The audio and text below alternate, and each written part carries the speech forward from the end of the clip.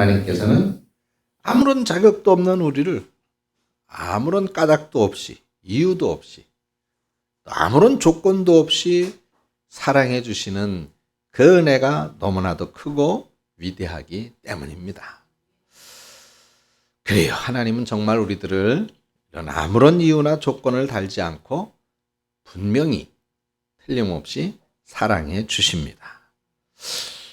그러면 여러분, 그 반대는 어떻습니까? 하나님은 이렇게 아무런 이유도 없이 우리를 그렇게 사랑하여 주신단 말이죠. 그러면 우리는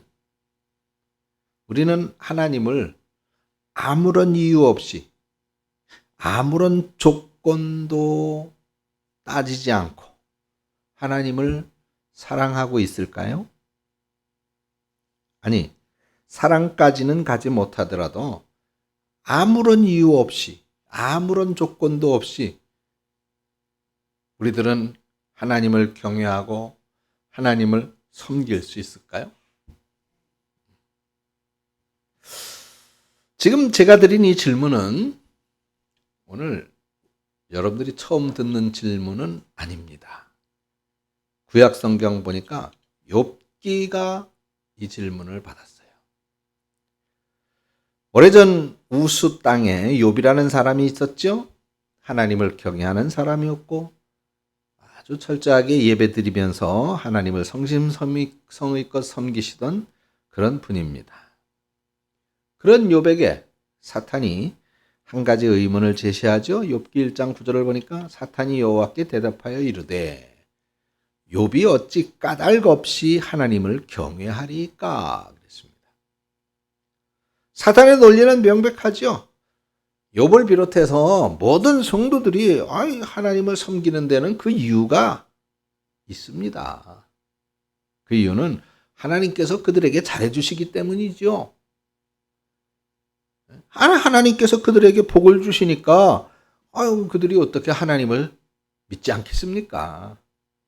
만약에 하나님께서 그들이 아무리 하나님을 사랑하고 하나님을 믿는다고 하더라도 하나님께서 그들에게 복을 주지 않는다면 사탄이 표현한 대로 까닭 없이, 그러니까 하나님이 복을 주는 이유가 없으면, 하나님께서 그들에게 복을 주시지 않으면 그 사람들을 절대로 하나님을 믿을 사람들이 아닙니다. 여러분 어때요? 오전에도 말씀을 드렸어요. 우리가 그래요. 아무리 기도해도 1년, 5년, 10년을 기도해도 도대체 하나님을 경험하지 못한다면, 하나님이 눈에 보이지 않는다면, 그러면 어떻게 하겠습니까? 오늘도 마찬가지. 이렇게 하나님께서 내 기도를 외면하신다면, 아니, 기도 안 들어주는 거야. 만약에 하나님께서 내 자녀의 복과 나의 재물의 복을 빼앗아 가신다면, 하나님께서 내 건강의 복을 가져가신다면, 그래도 변함없이 하나님을 사랑하고 하나님을 경외하며 믿겠습니까? 사탄은 우리 마음을 너무나도 잘 알고 있어요. 하나님은 우리를 끝까지 사랑해 주십니다. 우리가 아무리 범죄해서 하나님의 마음을 속상하게 하더라도 하나님의 사랑은 변함이 없어요. 근데 우리들은 하나님께서 조금만 나에게 주셨던 어떤 복을 가져가신다면 우리는 하나님을 끝까지 사랑하지 못하게 됩니다.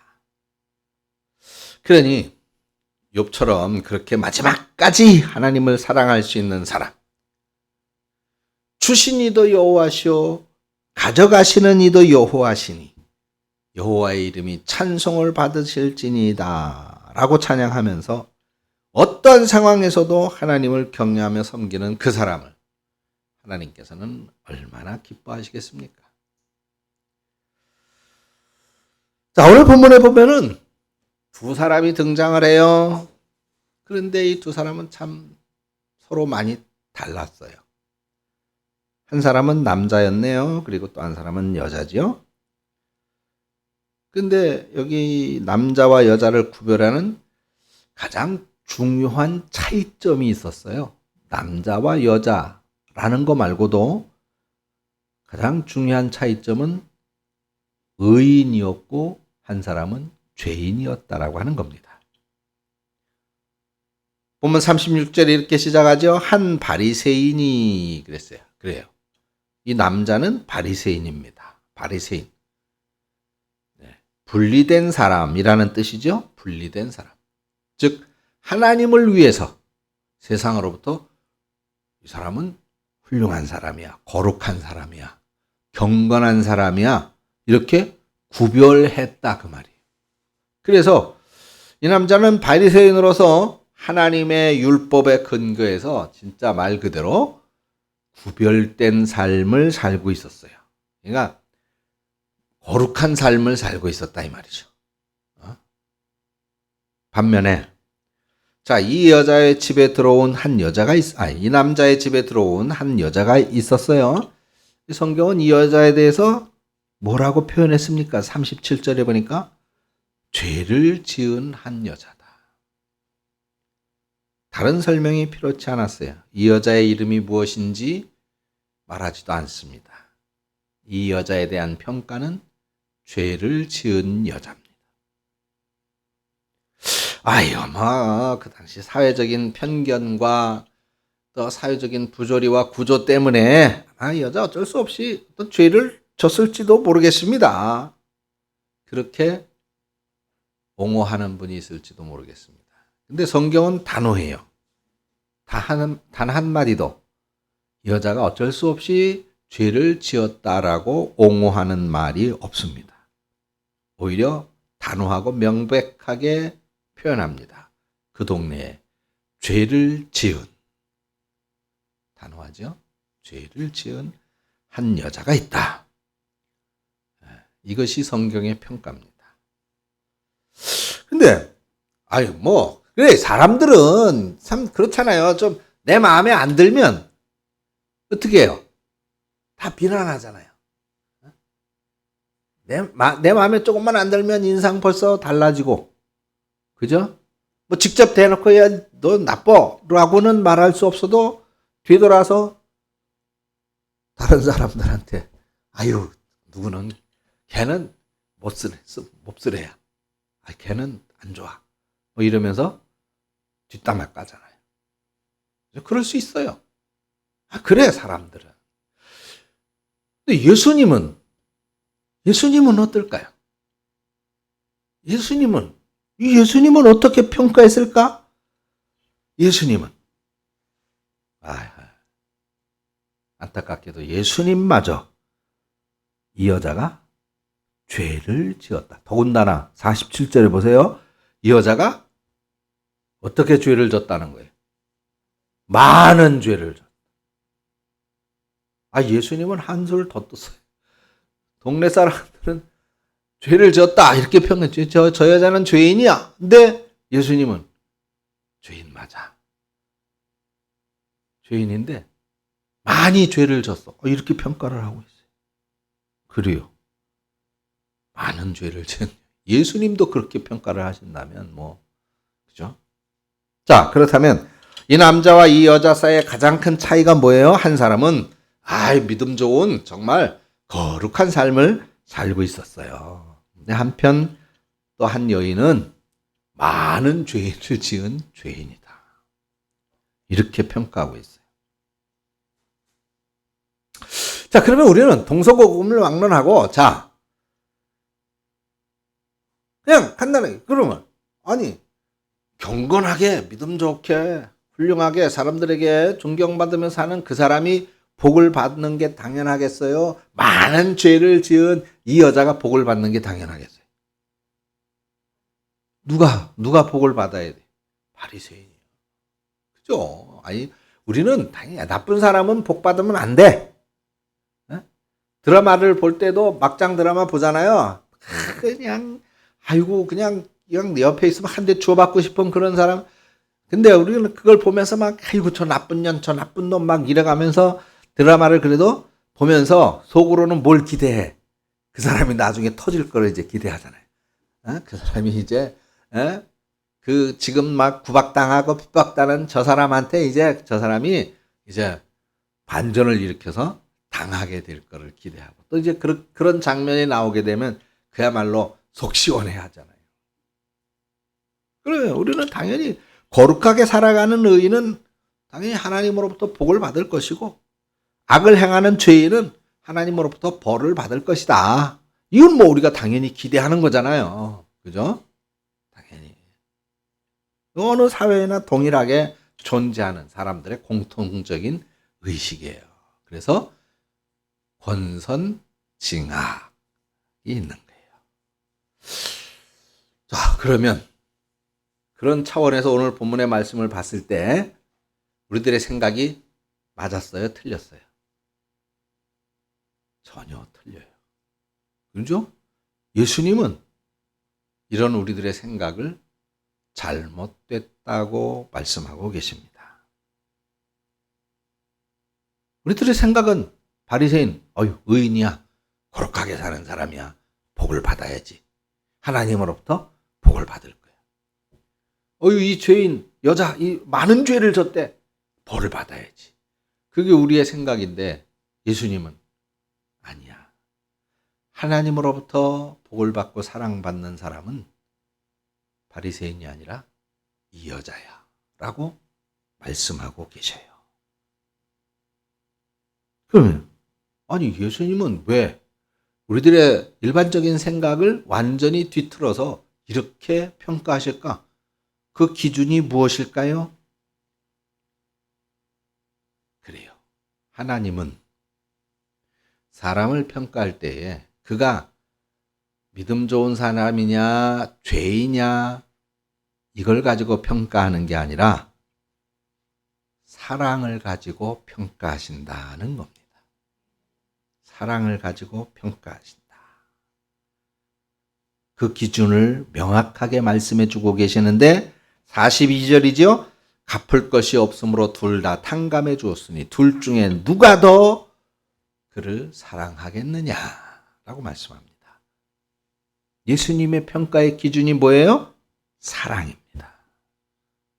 누가 더 사랑하는가? 바로 이것입니다. 누가 더 의로운가?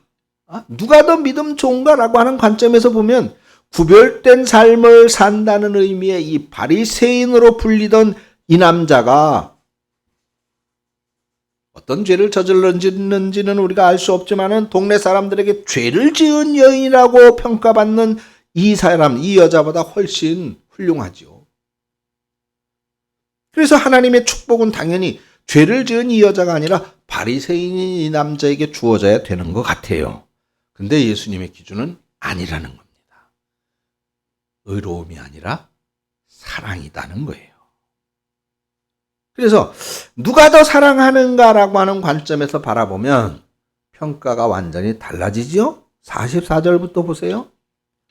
그 여자를 돌아보시며 시몬이 이 바리새인이라고 하는 남자의 이름이더라고요. 그죠? 시몬에게 이르되 이 여자를 보느냐. 계속해서 이어지는 예수님의 말씀을 보세요. 내가 내 집에 들어올 때 너는 나한테 발 씻을 물도 주지 아니하였다. 그렇지만 너희들이 죄인이라고 평가하는 이 여자는 어떻게 했다고요? 눈물로 내 발을 적시고 그 머리털로 닦았다. 자, 이 장면을 여러분 머릿속에 그려보면서 한번 대답해 보세요. 누가 정말 예수님을 사랑하는 겁니까? 네, 바리새인이 아니라 여인입니다. 너는 나한테 입 맞추지 아니하였으되, 입 맞췄다라고 하는 얘는 환영했다 그 말이에요. 환영해서 영접할 때 이 이스라엘 사람들 그렇게 입 맞춤을 뭐 키스하는 게 아니라 이제 볼에다가 이렇게 입을 맞추면서 환영합니다. 근데 그 여자는 내가 들어올 때부터 내 발에다가 종이나 노예가 하는 행동이죠. 주인님 어서 오십시오 하면서 발에 입 맞추고 발을 씻기는 것이 종이나 노예가 하는 행동입니다. 내 발에 입 맞추기를 그치지 아니하였다. 여기서도 누가 더 예수님을 사랑하는지 여러분들 평가가 되지요? 의롭게 사는 이 남자가 아니라 많은 죄를 지은 여자입니다. 또 있어요.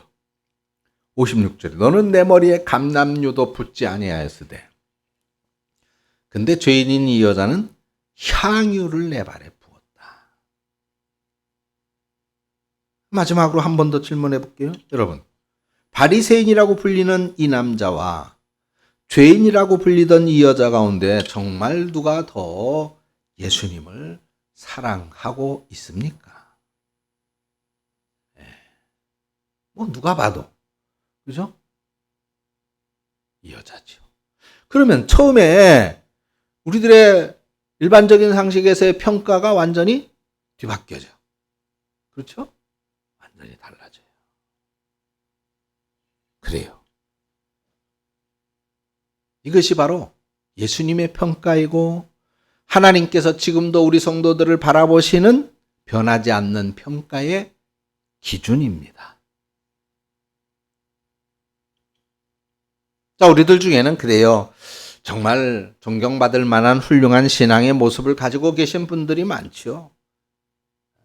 술과 담배를 멀리하고 말씀을 매일 묵상하고 기도하면서 하루를 그렇게 시작을 하고 예배에 빠짐없이 참석하면서 정말 경건한 삶을 사는 분들이 분명히 계시잖아요. 열심히 교회에서 헌신하고 봉사하고 일하고 언제나 바르고 정직한 모습으로 다른 사람들의 모범이 되시는 그런 분들도 계십니다. 너무나도 아름답고 귀한 믿음의 모습이죠. 근데 여러분, 우리가 정말로 잊지 말아야 될 한 가지 중요한 기준, 하나님 우리 성도들을 평가하는 기준이 무엇인가? 바로 누가 더 의로운가? 라고 하는 것이 아니라 누가 더 사랑하는가? 라고 하는 것이 기준이라는 사실입니다. 그 옛날 욥을 고소했던 사탄, 지금도 우리를 똑같이 공격하고 있어요. 네가 하나님을 사랑하고 하나님을 경외한다고 말하지만 과연 까닭 없이, 이유 없이, 아무런 조건도 없이 네가 하나님을 믿을 수 있어? 네가 그렇게 예수님을 사랑할 수 있겠어? 기도 응답이 비록 더딜지라도 하나님께서 나에게 복을 주시는 눈에 보이는 현실이 없을지라도, 아니 복을 주시지 않는 건 더군다나 우리의 건강과 또 복을 또 우리의 자녀를 만약에 가져가실지라도, 그럴지라도 한결같이 우리가 하나님을 사랑할 수 있겠어? 라고 사탄은 오늘도 동일하게 우리에게 질문하며 공격하는 겁니다. 물론 그런 일이 있어서는 안 되지요. 없어야 됩니다. 없을 거예요. 그런데 여러분, 우리 주변에는 어떤 상황에서도 하나님을 끝까지 사랑하면서 섬기는 분들이 분명히 있습니다. 구약시대는 아까 말씀드린 욥이 그랬고, 신약시대 사도 바울이 그랬고, 또 오늘 본문에서 말씀하고 있는 이 여인이 그랬습니다. 그리고 오늘 이 시대에는 여기 이 자리에서 오후 예배도 자리를 지키고 하나님을 예배하는 우리 성도 여러분들이 한결같이 우리 주님 예수님을 뜨겁게 사랑하는 그 사람들인 줄로 믿습니다. 죄를 지은 이 여자는 비록 바리새인처럼 거룩한 삶을 살지는 못했지만 정말 예수님을 사랑했어요. 그리고 예수님은 진실한 마음으로 사랑하는 이 여자를 보시면서 위대한 선언을 하십니다. 47절이죠. 네 죄가 사하여 졌도다. 그러면서 뭐라고 말씀했어요? 이는 그의 사랑함이 많음 때문이다. 예수님은 이 여인에게서 뭘 보신 거예요? 네가 비록 믿음 생활 제대로 하지는 못했지만은 그러나 그 중심을 안다. 네 중심에는 나에 대한 많은 사랑이 있었구나. 그 마음을 보신 것이죠. 그리고 죄 용서를 선포하십니다. 바로 여기에 사랑과 죄 용서에 대한 비밀이 담겨져 있습니다. 무엇입니까? 주님을 향한 사랑의 마음과 주님께서 베풀어 주신 죄 용서를 누리는 그 깊이는 서로 비례하더라. 서로 비례하더라. 그래서 그 사실을 오늘 본문에서 예수님이 비유로 상세하게 설명해 주셨죠? 돈 빌린 사람 비유입니다. 어떤 사람은 나한테 5천만 원의 빚을 졌어. 어떤 사람은 500만 원의 빚을 졌어. 근데 이 두 사람 다 쇠가 빠지게 일을 해도 원금은커녕 이자도 못 갚을 그런 어려운 처지와 형편에 처하게 됐어요. 그랬을 때 이 두 사람 모두에게 그래, 어렵지, 어려운 건 내가 알아. 네, 그거 5천만 원 갚으려고 그러지만 내가 그냥 없는 걸로 해줄게. 500만 원 빚진 사람에게도 그래, 우리 열심히 살아서 이 위기 좀 극복하고 이겨내서 너도 잘 되고 나도 잘 되자. 500만 원 안 갚아도 돼. 없는 걸로 하자. 그렇게 해줬어요. 그랬을 때 정말 누가 더 고마워하겠느냐? 당연히 5천만 원 빚진 사람이 더 고맙죠. 그렇지 않아요? 예수님이 42절에 이렇게 말씀해요. 갚을 것이 없으므로 둘 다 탕감하 주었으니 둘 중에 누가 더 그를 더 사랑하겠느냐?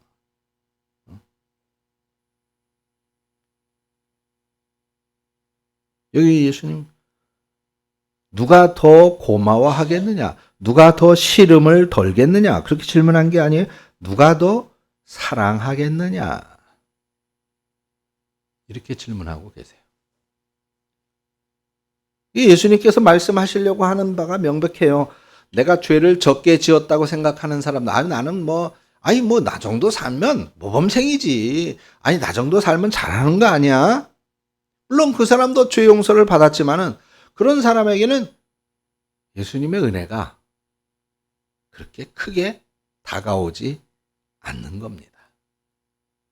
그러니까 적당히 사랑하는 거예요. 신앙생활도 적당히.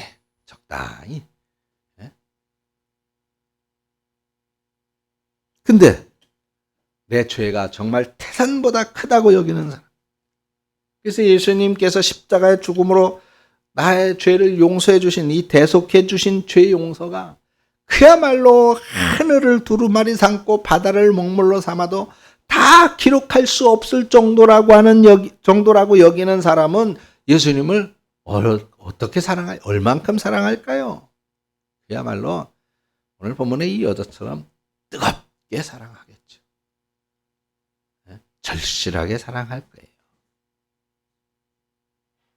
이 47절의 말씀을 다시 보세요. 이러므로 내가 네게 말하노니 그의 많은 죄가 사하여졌도다.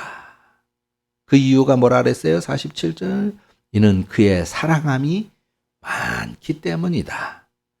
사함을 받은 일이 적은 자는 적게 사랑한다. 라고 말씀합니다. 자, 우리 중요한 한 가지 사실을 알게 됐죠. 오늘 본문에 등장하는 바리새인을 왜 예수님을 적당하게, 그저 예수님을 초대해서 식사 한 끼 대접하는 정도로만 적당히 사랑했을까? 예수님에 대한 그런 호의적인 마음이 분명히 있어요. 예수님을 배척한 게 전혀 아닙니다. 예수님을 믿었어요. 그렇죠? 그래서 예수님을 자기 집에 모셔서 식사 대접까지 하잖아요. 근데 이것도 사실은 큰 거예요. 당시 바리새인들이 예수님을 모셔서 같이 식사를 했다. 그럼 같은 바리새인들로부터는 비난의 대상이었잖아요. 아니 저 뭐야? 저 친구 우리하고 같은 바리새인인데 어떻게 예수라는 사람을 자기 집에까지 모셔가지고 식사를 대접을 하고 함께 할 수가 있지? 저 배신자야 라고 말할 수도, 그런 소리를 들을 수도 있는 상황이에요.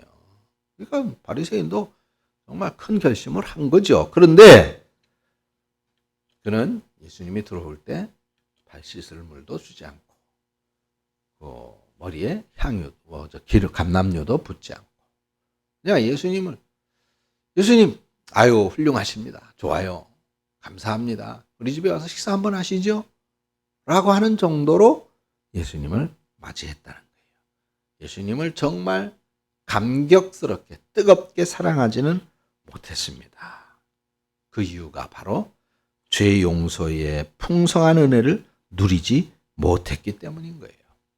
반면에 이 여자는 어떻게 예수님을 이렇게 뜨겁게 사랑할 수 있었을까?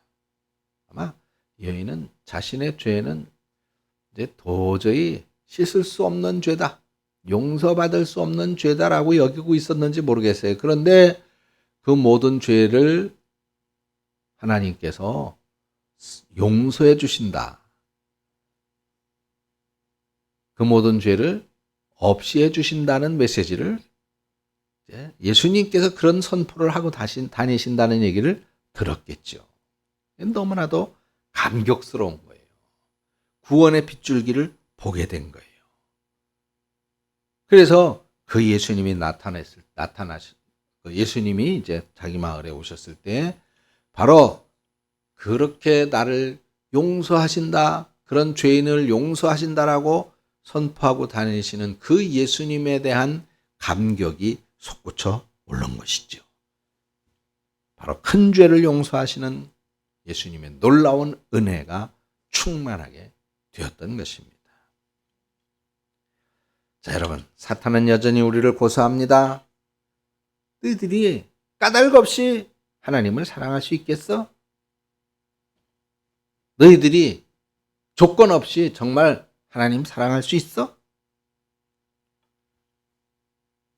너희들에게 어려움이 닥치고 불행이 닥친다 할 때 정말 변함없이 하나님을 섬길 수 있겠어? 그런데 여러분, 사탄의 공격이 아무리 강력하더라도 우리는 이런 사탄의 모든 공격을 이겨낼 수가 있다는 겁니다. 어떻게 그게 가능할까? 하나님께서 우리를 아무런 이유 없이, 아무런 까닭 없이, 심지어는 우리가 죄악에 빠져서 하나님을 거역하고 하나님을 외면하는 그 순간에도 우리를 사랑하셔서 예수 그리스도를 이 땅에 보내주셨을 뿐만 아니라 주님께서 승천하신 이후에는 성령으로 우리와 함께 하시게 하시고 우리를 옆에서 믿음의 기운을 복돋아 주시기 때문입니다. 그래서 요한일서 4장 11절에 이렇게 말씀했습니다. 얘들아, 하나님이 우리를 이렇게 사랑했는데 이 사랑을 안다면 우리도 서로 사랑하는 것이 마땅하지 않겠느냐. 우리 모든 죄를 용서하시기 위해서 예수님께서 친히 십자가에서 우리를 대신하여 고난을 당하시고 죽임을 당하셨습니다.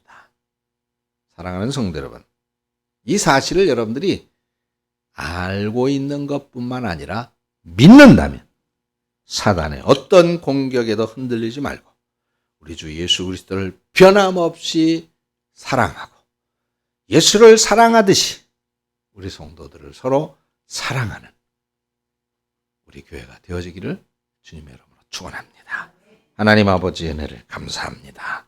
우리를 사랑하여 주시는 하나님의 그 크신 사랑, 그 사랑의 증거가 바로 예수님이신 것을 믿습니다.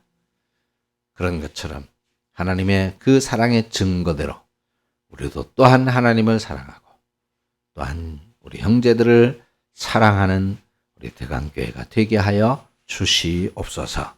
예수님의 이름으로 기도합니다. 아멘.